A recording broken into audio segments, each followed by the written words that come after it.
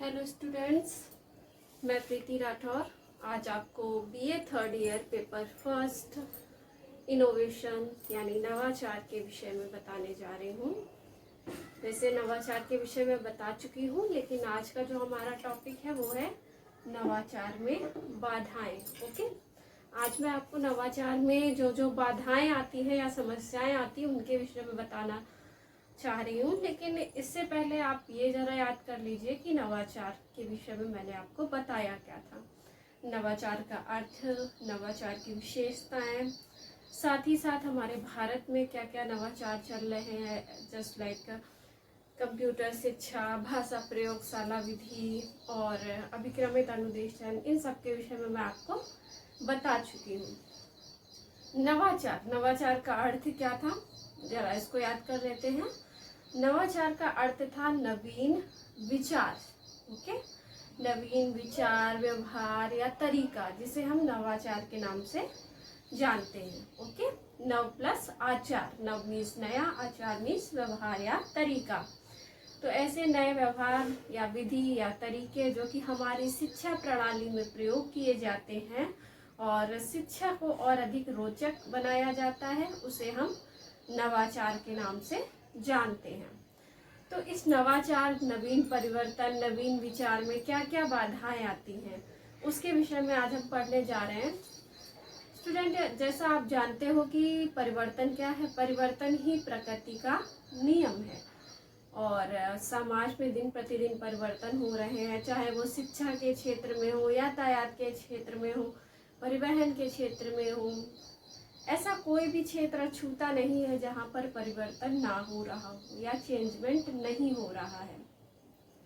तो उससे हमारा शिक्षा का क्षेत्र भी अछूता नहीं है और इसीलिए आप अपने जो सिलेबस है, अपने पेपर फर्स्ट में नवाचार यानी इनोवेशन के विषय में पढ़ रहे हो, क्योंकि इसमें जो है आपका नवाचार यानी नवीन व्यवहार शिक्षा के क्षेत्र में भी आए हैं और उसमें कई सारी बाधाएं भी आती हैं, जिनके विषय में आज हम पढ़ने जा रहे हैं कि शिक्षा के क्षेत्र में नवाचार संबंधित क्या क्या समस्याएं आती हैं, उनको हम पढ़ेंगे, समस्या या बाधाएं। ओके, सबसे पहली समस्या आप क्या देख पा रहे हो, अपर्याप्त धन, इनसफिशिएंट मनी। जैसा कि आप जानते हो बच्चा, किसी भी कार्य को करने के लिए हमें धन की सर्वप्रथम आवश्यकता होती है। नवाचार हो या कोई भी कार्य है, उसके लिए हमें सबसे पहले किसकी जरूरत होती है, धन की जरूरत होती है। बिना धन के, बिना पैसे, बिना मनी के हम किसी भी कार्य को नहीं कर सकते हैं। तो नवाचार कैसे शुरू हो सकता है? अतः नवाचार को शुरू करने के लिए सर्वप्रथम धन की आवश्यकता होती है। फॉर एग्जाम्पल, हम भाषा प्रयोगशाला विधि का ही यूज कर रहे हैं, जो कि मैं आपको पढ़ा चुकी हूँ, इसलिए मैंने आपके समक्ष उसका एग्जाम्पल लिया। उसके लिए आपको क्या चाहिए, लैंग्वेज लैब चाहिए। कितने सारे उपकरण होते हैं, जिसके विषय में मैंने इससे पहले ही बताया था, कितने उपकरण चाहिए होते हैं, है ना। तो इस तरह से क्या है, उसके लिए हमें धन की आवश्यकता है या नहीं है? बिल्कुल है। तो बिना धन के जो है किसी भी कार्य को कर पाना संभव नहीं है। नवीन विचार, नवीन व्यवहार तभी संभव हो पाएगा जब हमारे पास पर्याप्त धन होगा। ओके, द नेक्स्ट इज समाज का भय। ओके, समाज के भय से तात्पर्य है कि समाज के जो मूल्य होते हैं, आदर्श होते हैं, परंपराएं होती हैं, वो किसी भी नवीन विचार या परिवर्तन को लाने के लिए हमें बाधित करते हैं। जैसे कि शिक्षा के क्षेत्र में अगर हम बात करें, तो अगर जो हमारे समाज के मूल्य हैं, परंपराएं हैं, वो विद्यालय से बाहर जाने के लिए हमें जो है परमिशन नहीं ग्रहण कर पाते हैं, नहीं दे पाते हैं। रीज़न ये होता है कि पेरेंट्स भी इस चीज़ के लिए एग्री नहीं करते हैं। साथ ही साथ और भी समाज के भय हैं, जिसकी वजह से जो है नवाचार हमारे समाज में नहीं ला पाते हैं और यह जो है एक मुख्य बाधा है हमारे समाज की, क्योंकि हमारे समाज में तो परिवर्तन हो रहा है, लेकिन ये जो भय है यानी समाज जनित भय या समाज का भय, ये हमारा पीछा नहीं छोड़ पा रहा है। और चूंकि रूढ़िवादी परंपराओं के लोग हैं, तो वो रूढ़िबद्धता अभी भी नहीं पूरी तरह से जा पा रही और वो रहेगी भी। समय के साथ साथ परिवर्तन होगा, कम होगी, लेकिन जो रूढ़िबद्धता है उसको कम होने में समय लगेगा, बहुत ज़्यादा समय लगने वाला है। और इसीलिए जो है ये हमारी जो है मुख्य बाधा है। द नेक्स्ट इज सफलता का भय। सॉरी, सफलता नहीं है, इट्स असफलता का भय। ये है असफलता का भय। ओके, असफलता का भय यानी सफल ना होने का डर, या जिसको हम भय कहते हैं। ओके, हम कोई भी कार्य करते हैं तो अगर हमें उसमें सफलता मिलती है तो हमारा आत्मविश्वास बढ़ जाता है। आत्मविश्वास बढ़ने के कारण हम उस कार्य को बार बार करते हैं, सीखते हैं, उसमें रुचि दिखाते हैं। किंतु अगर हमें असफलता का डर सताए, असफलता महसूस होने लगे कि नहीं यह कार्य हम शुरू करने जा रहे हैं और इसमें हमें सफलता नहीं मिलेगी, हम पहले से ही ये सोचकर बैठे, तो क्या होगा, उसमें निश्चित तौर पर आपको असफलता का भय सताएगा और आप उस कार्य को नहीं करोगे। यही चीज आती है नवाचार में कि अगर हमने पहले से ही सोच लिया है कि नहीं असफलता हाथ लगेगी, क्योंकि हम किसी भी कार्य को करते हैं तो जाहिर सी बात है हम उसमें सफल होने की ही आशा करते हैं। ऐसा कोई व्यक्ति नहीं है जो ये चाहता हो कि नहीं मैं ये कार्य करने जा रहा हूँ या जा रही हूँ तो मैं इसमें सफल नहीं होंगी। हम कोई भी कार्य करते हैं इसी आशा के साथ करते हैं कि हमें इसमें सफलता मिलेगी, किंतु असफलता का भय जो है हमें नवाचार को या सोसाइटी में जो है, समाज में है, नवाचार लाने के लिए बाध्य करता है। द नेक्स्ट इज आत्मविश्वास की कमी। ओके,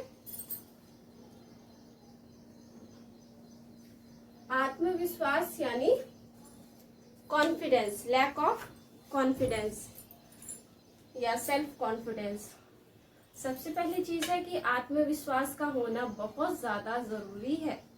अगर व्यक्ति के अंदर या बालक के अंदर आत्मविश्वास नहीं होगा तो वह किसी भी कार्य को करने में सक्षम नहीं होगा।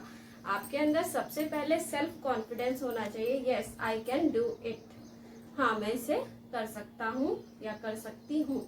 और अगर आपने कॉन्फिडेंस ही खो दिया तो आप इस कार्य को नहीं कर सकते हैं, इस कार्य को या किसी भी कार्य को आप नहीं कर सकते हैं। तो कॉन्फिडेंस का ना होना ये एक सबसे बड़ी बाधा है नवाचार को लाने में। द नेक्स्ट इज समय का अभाव। ओके, द सबसे इसको कह सकते हैं इम्पोर्टेंट, महत्वपूर्ण जो है हमारे भारत में या हमारे देश में नवाचार को लाने में, वो है समय का अभाव। आजकल हर व्यक्ति के पास समय का अभाव हो चुका है। वह किसी भी कार्य को करने के लिए अपना समय, उचित समय नहीं दे पाता है जो कि उसे देना चाहिए। अगर यह बाधा दूर हो जाती है तो कई हद तक जो है नवाचार में बाधाओं का समाधान हो सकता है, क्योंकि ये बहुत इम्पोर्टेंट है। जब तक आप किसी चीज में समय ही नहीं दोगे, आप संभव नहीं है कि उस कार्य को अच्छे से कर सको। अतः समय देना या समय का अभाव होना एक प्रमुख बाधा है नवाचार में। ओके, द नेक्स्ट इज व्यक्तित्व संबंधी बाधाएं। ओके, क्या है व्यक्तित्व संबंधी बाधाएं, इसको क्या है कहते हैं। सर्वप्रथम व्यक्तित्व क्या है, पर्सनालिटी क्या है, उसको समझते हैं। व्यक्तित्व क्या है, मनोशारीरिक गुणों का गत्यात्मक संगठन। दैट मीन्स उसके अंदर आपकी mental, physical, all types of characteristics या यू कह लीजिए कि गुणों का समावेश होता है। दैट मीन्स मानसिक और शारीरिक गुणों का संगठन। ओके, तो व्यक्तित्व संबंधी बाधाएं किस तरह की आ जाती हैं कि व्यक्ति खुद को समझता है कि नहीं मैं इस कार्य के काबिल नहीं हूँ, शारीरिक रूप से या मानसिक रूप से, बौद्धिक रूप से अगर वह अपने आप को सही नहीं पाता है तो उसे लगता है नहीं मैं इस कार्य को नहीं कर सकता हूँ। ओके, तो ये व्यक्तित्व संबंधी बाधाएं कुछ आ जाती हैं जो कि प्रमुख हैं और इनको दूर करना भी अनिवार्य है, क्योंकि अगर इनको दूर नहीं किया जाएगा तो ये जो नवाचार में बाधाएं हैं ये दूर नहीं हो सकती हैं। और ये बाधाएं किस तरह की हैं मैंने बताया। उसके लिए आपको अपने अंदर आत्मविश्वास को जागृत करना सबसे ज़्यादा ज़रूरी है। जब आत्मविश्वास होगा, सेल्फ कॉन्फिडेंस होगा, yes I can do it, then definitely you can do it. Okay, the next is and last is अज्ञान जनित बाधाएं। अज्ञान जनित बाधाएं का मीन्स है नॉलेज का ना होना। जब तक आपको नॉलेज ही नहीं होगा नवाचार क्या है, इसीलिए मैंने आपको सर्वप्रथम इसके विषय में भी बताया कि अगर आप भूल गए हो या आपने रिवाइज नहीं किया है तो मैं ये जो टॉपिक बताने जा रही थी नवाचार में बाधाएं, उसके विषय में आप नहीं समझ सकोगे। तो इसलिए अज्ञान जनित बाधाएं में सबसे पहले जो ज्ञान की कमी है, अज्ञान है, उसको दूर करना अनिवार्य है। इसके बाद ही है हम इन सभी बाधाओं पर विजय पा सकते हैं। ओके, तो इसके लिए क्या करना चाहिए? इसके लिए जो नेतृत्व करता है या आपका नवाचार करता है उसको इन सभी बाधाओं को दूर करने का प्रयास करना चाहिए। अज्ञानता जो है उसको जो है दूर करनी चाहिए। उसके लिए से इस तरह की टीम या संगठन का निर्माण करना चाहिए जो कि लोगों को इस विषय में जानकारी दे सके। और जब जानकारी होगी तो व्यक्ति इसे खुद ब खुद जो है दूर करने का प्रयास करेगा। और जब जानकारी हो जाएगी तो वह इसको भली भांति समझेगा और इसके महत्व को भी जानेगा।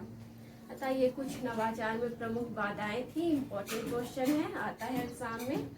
तो इन हेडिंग्स के माध्यम से मैंने आपको बताया और इसे समझने की या हो सके तो इसको थोड़ा थोड़ा नोट करने की कोशिश करिएगा।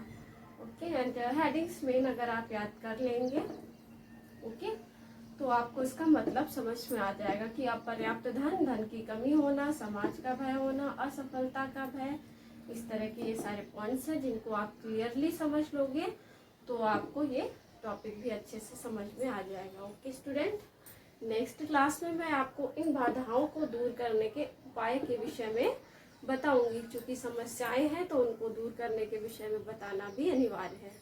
ओके स्टूडेंट, आज की क्लास में इतना ही। Thank you so much.